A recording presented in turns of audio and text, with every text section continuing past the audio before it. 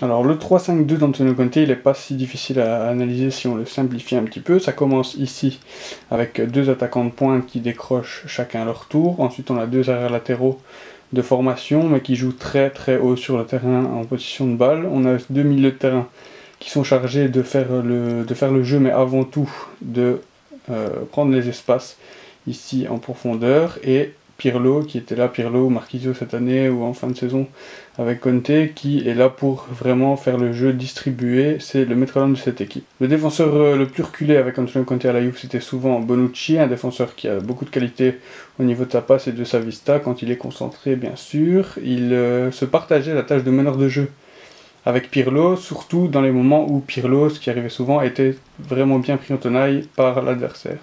Alors le 3-5-2, souvent et rapidement, il se transforme en 5-3-2 une fois que le ballon est perdu. Donc on a simplement les deux latéraux qui redescendent, former une ligne de 5 défenseurs avec les 3 défenseurs centraux qui étaient là depuis le début. La ligne des 3 milieux défensifs se forme et les deux attaquants devant sont les premiers défenseurs qui font un petit peu l'essuie-glace devant les joueurs adverses. Alors avec son 3-5-2, Conte a eu pas mal de difficultés dans des matchs assez cadenassés où il fallait vraiment attendre les dernières minutes d'un match fatigant pour l'adversaire de la Juventus, écrasé pendant quasiment 90 minutes pour marquer. Et c'est surtout en Ligue des Champions ou en Europe plus globalement que ce système a déçu.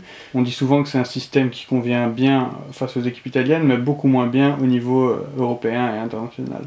Alors juste avant son départ, on prêtait à Antonio Conte des attentions d'acheter surtout des ailiers assez offensifs pour pouvoir alterner son 3-5-2 avec un 4-3-3. Au niveau de l'équipe nationale, par contre, il a des intentions assez différentes. Il veut vraiment mettre au point un nouveau système. On parle beaucoup de 3-3-4 en Italie. Un système assez osé, assez offensif que je vais essayer de vous expliquer.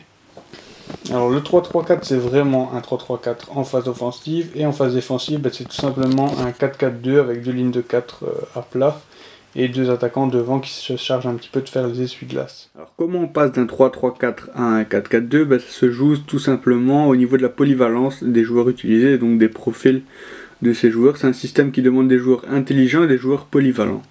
On a 3 défenseurs centraux, mais dont au moins un des 3, pour le moment ça a toujours été celui de droite, qui est un arrière latéral droit de formation. On a vu Darmian contre la Croatie et on a vu De Silvestri contre l'Albanie.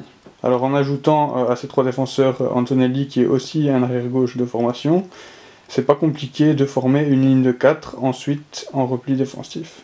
Alors la deuxième ligne de 4, elle va être formée des 3 milieux tout simplement, ainsi que le latéral droit qui était face à l'Albanie, Alessio Cerci. L'autre possibilité pour passer d'un 3-3-4 à un 4-4-2 en phase défensive, c'est de jouer avec deux arrières latéraux en défense, donc dans la défense à 3, ce qui implique d'avoir un milieu défensif qui soit capable de descendre en défense centrale.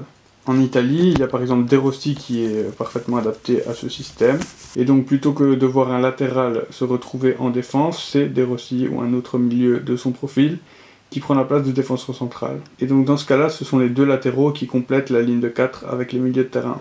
Alors le gros défaut du système, c'est forcément de laisser pas mal d'espace du côté où c'est un attaquant qui est placé sur le flanc, ce qui demande vraiment un bon repli défensif en perte de balle, à commencer par le milieu qui est excentré à droite, tout comme le défenseur qui est excentré du même côté, d'où l'intérêt d'avoir un arrière latéral de formation à ce poste-là.